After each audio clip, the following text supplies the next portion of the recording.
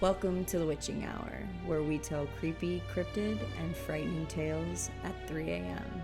Tonight's first story is called The Jinn, written by Stephanie Sissom, found at creepypasta.com. The video call connected and my boyfriend smiled. First, I love you, I miss you, and I can't wait for you to get home. I love you too, and I can't wait either. I peered at the computer screen. Where are you? I'm in the attic, Brody replied. When I put my archery equipment up here, I found something cool. He had just purchased an old house in Houston in a quiet neighborhood that I had hoped someday would be our neighborhood. We dated for 3 years now, and I thought he might propose after my college graduation this spring. Check this out. He pulled a dusty chest under the dangling light bulb so I could see the inscriptions. It looked Arabic. He opened it up and pulled a triangular-shaped amulet made of silver. It had the same markings. Next, a tiny sliding box that contained bits of paper and wood and some unidentifiable chunks. Smells like jasmine. The next item was a drawstring bag. He opened it and poured the contents into his palm. Oh, toenail clippings. What the hell? The last two things in the chest were a tattered copy of the Quran and a box of glass balls. Ornaments? No, there's no place to put a hook or a string. There are 3 clear ones and this one. He held it up for inspection. It was nicotine yellow. I swear the ball lurched in his palm. It crashed to the floor and shattered. Something flashed like fire. What was that? I don't know, He said, staring at something out of my line of sight. He crooked his head, listening. Brody. He said, and then, Donette. what? Donette was his mother's name. Brody looked blankly at the screen and said, I have to go. Without another word, he ended the Skype call. I tried to call him back and he didn't answer.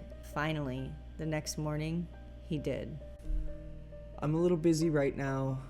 He said, his voice heavy. Are you okay? Yeah. He said, and ended the call. I heard nothing from him the next day, so I called his sister and asked to check on him. She called back an hour later.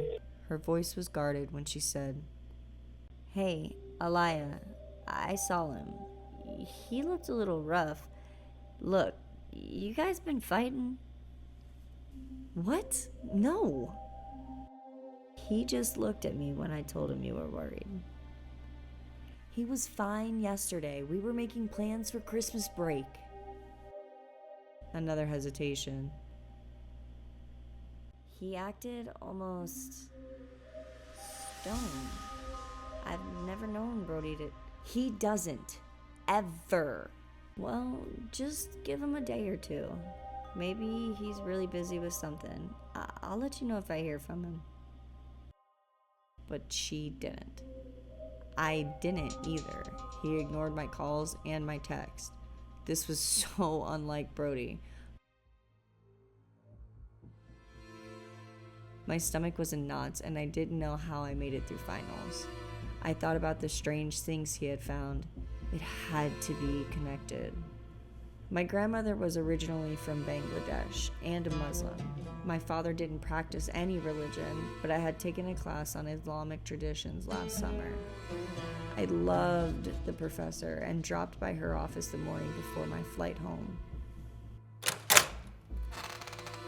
Aliyah, what a nice surprise. Her smile faded when I told her about Brody's find and that strange video call. She went to the top shelf and picked up a book. Thumbing through the pages, she stopped and handed it to me. Did the markings on the amulet look like this? Yes. What is this? We didn't discuss this much in class, but the Quran holds that there are 3 sapient creatures of Allah: angels, human, and jinn. The objects you described were used by magicians to control the jinns to do their bidding. Sometimes they trap these creatures in glass balls. A Jinn? You mean a genie? The things you described are evil magic. You said he repeated his mother's name? The legend is, a magician needs 3 things from you to discuss with you the demons: a name, your mother's name, and a trace. Hair, nail clippings. You don't really believe in genies. She looked at me for a long moment and then said, I'm sending you an email with passages to read to ward off Jinn possession. When you see Brody, why don't you just try it? And Aliyah, be careful. I laughed off her warning, but my heart felt heavy when I knocked on Brody's door that afternoon. He opened the door on the 3rd knock. His appearance shocked me. He looked tired, unshaven. He stared at me as if I was a stranger. Brody, what's going on? Something fitted in the hallway behind him, like the aftermath of a camera flash. I swear for an instant I saw a woman made of flames. He glanced behind him, then back at me. You should go. He shut the door in my face. I waited till nightfall, then took the hidden key to let myself inside. The house was quiet as I crept through it, searching for him.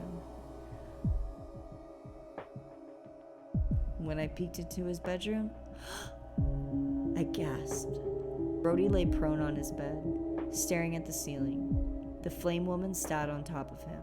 Her head whipped around when she heard me, and she hissed, revealing a pair of inch-long fangs. I ran. Through the house, the door sounded like gunshots as they slammed. The front door wouldn't open. I screamed and jerked on it. She was coming.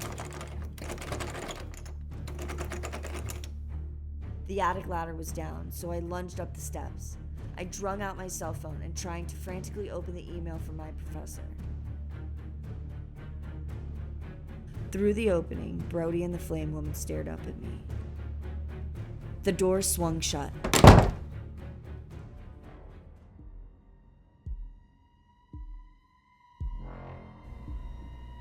I've been here for hours. I screamed the passages my instructors sent until both my voice and my cell phone battery died.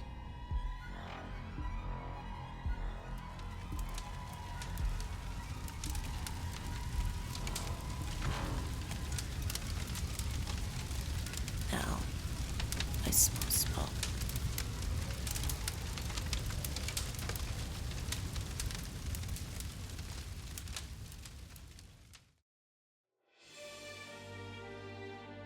Whoa, that went sideways pretty quick. Shit. Let us know what you think of tonight's story down in the comments below. And don't forget, if you have a scary short story of your own, make sure you drop us an email. You might have the chance to be featured on our channel. We'll see you next week. Good night.